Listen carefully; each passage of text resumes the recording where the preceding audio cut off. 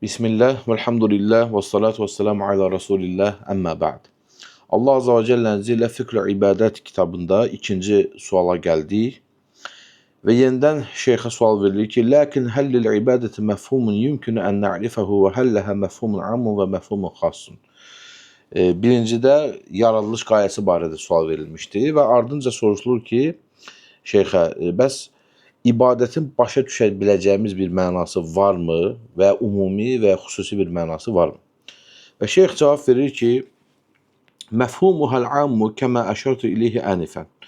Ümumi məfhum, ibadətin ümumi anlayışına, məfhumuna gəldikdə biraz öncə ona işarət etdim. Yəni birinci sualda ona ümumi olaraq cavab verdim. بأنها التذلل لله عز وجل محبة وتعظيما بفعل أوامره واجتناب نواهيه على الوجه الذي جاءت به شرائعه.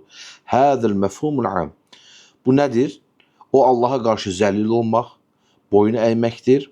Sevgi ilə, təzimlə Allah Azze və Cəllənin əmirlərini yerinə yetirərkən, qadağanlarından çəkilərkən şəriətində necə gəlmişdirsə, sevgi və təzimlə Allaha boyun əymək ibadətin ümumi məfhumudur.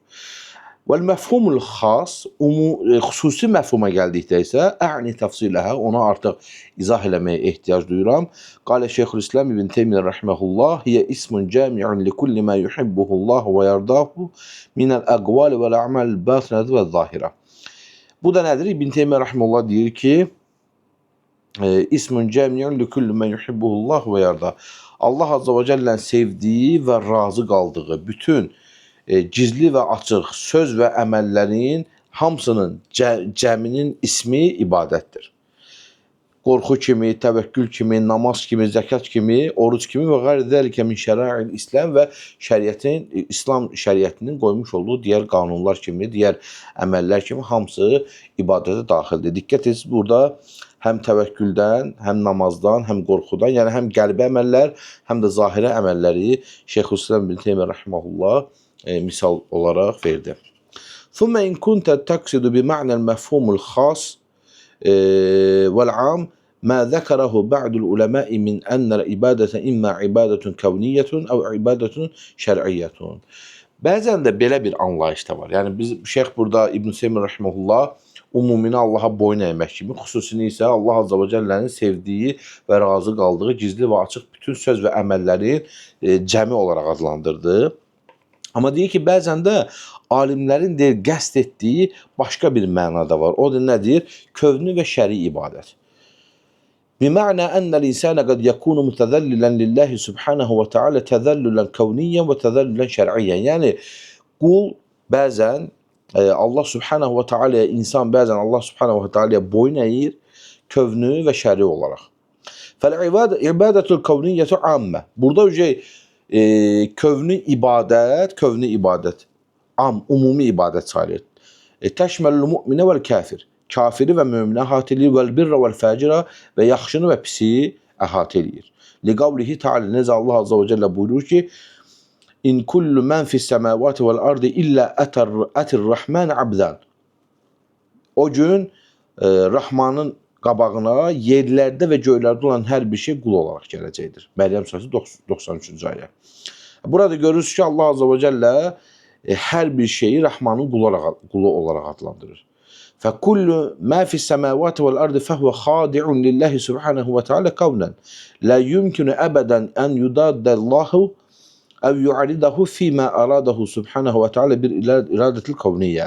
Yəni yerlərdə və göydə olan hər bir şey Allah Azze və Cəllə boyun əyəcəkdir, kövni olaraq və mümkün də deyil ki, əbədi olaraq buna, yəni Allah Azze və Cəllənin iradəsinə qarşı çıxılsın və Allah Azze və Cəllənin iradəsinə zid gedilsin. Bu mümkün deyil. Burada qəsd olunan şey nədir? Yəni kövni ibadətdən, bu alimlərin kövni və şəri olaraq ayıran alimlərin kövni ibadətdən fərqi nədir? Yəni insanın özü istəməsə də, özü iradə etməsə də, özü cəhd etməsə də Allah Azze və Cəllənin ona vermiş olduğu şeylər. Yəni məsəl üçün insan xəstələnir, boyun əyirdi, yəni bu xəstəlikdir, gəldi, o özü bunu istəməsə də Allah Azze və Cəllə bunu ona nəsib edir. Bu kövni bir şeydir, Allahın diləməsi ilə baş vermiş bir şeydir. O buna onsuz da qarşı çıxa bilməz.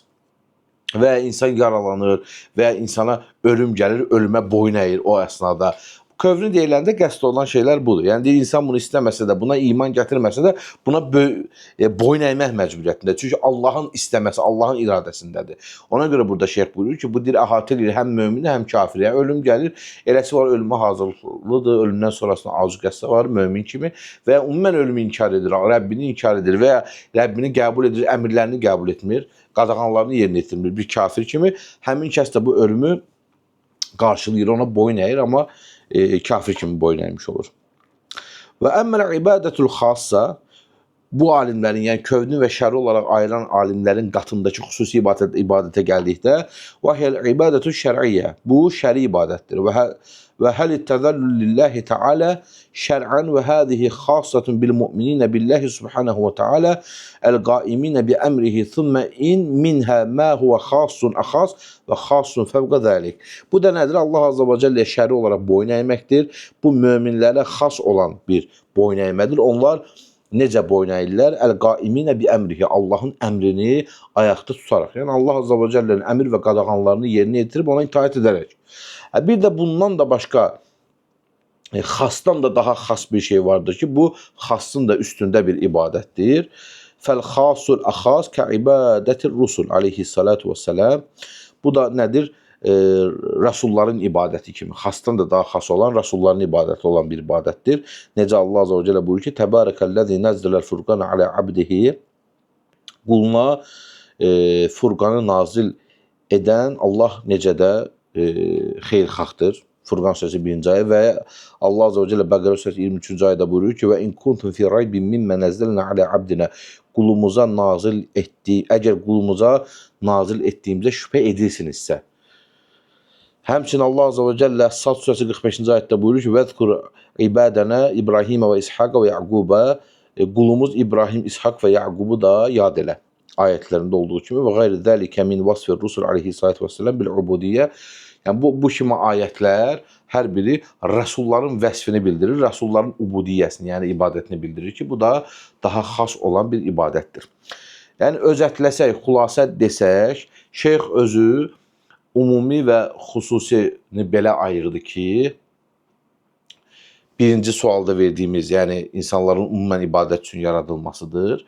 Yəni insanların Allah Azza və Cəlləyə boyun əyməsidir. Xüsusi ibadət isə təriflə verdi ki, İbn Teymiyyə Rəhməhullahın dediyi kimi, İsmun cəmi'un li kulli mə yuhibbuhullahu və yardahu minəl əqval və ə'məl zahirət vəl batinə.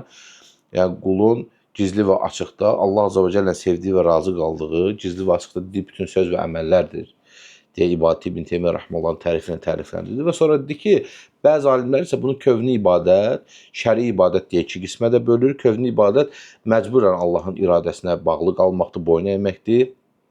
Şəri isə insanın özünün istəyərək seçdiyi Allah Azza və Cəllənin əmirlərinə boyun əyib qadağanlarından çəkinməkdir. Bir də dedi ki, üçüncü növ nədir? Xasdan da daha xas olan peyğəmbərlərin Allaha olan ibadətidir. Bunlar da ayrı. Və sonra üçüncü sual da qısa olduğu üçün burada keçeyim və verirlər ki, o kövni ibadət ki edən kimsələr var, onların bu kövni ibadətlərinə görə savabları var. Yəni, adama ölüm gəlir, boyun əyir, xəstəlik gəlir, istədi istəmədi buna boyun əyir. Xəstəliyə səbir etməkdən getmir, başına gələcək şeylərdən söhbət gedir.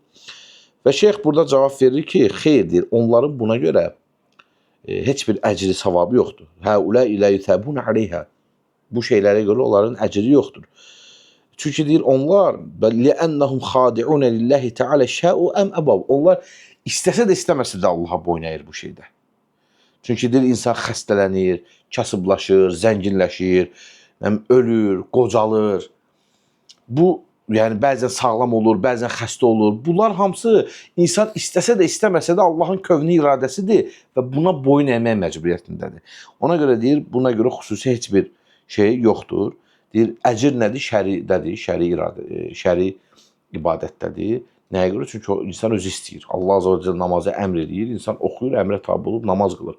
Oruca əmr edir, tabi olur, içkini qadağan edir, tabi olur, içkidən çəkilir. Zinanı qadağan edir, tabi olur, zinadan çəkilir. Əsas olan şəri ibadətdir ki, deyir, insan bundan öz əcrini qazanmış olur. İkinci, üçüncü sualları da Allahın izni ilə oxumuş olduq. Allah Azza və Cəllə eşitib faydalanlardan etsin. Əmin. Elhamdülillahi Rabbil alemin.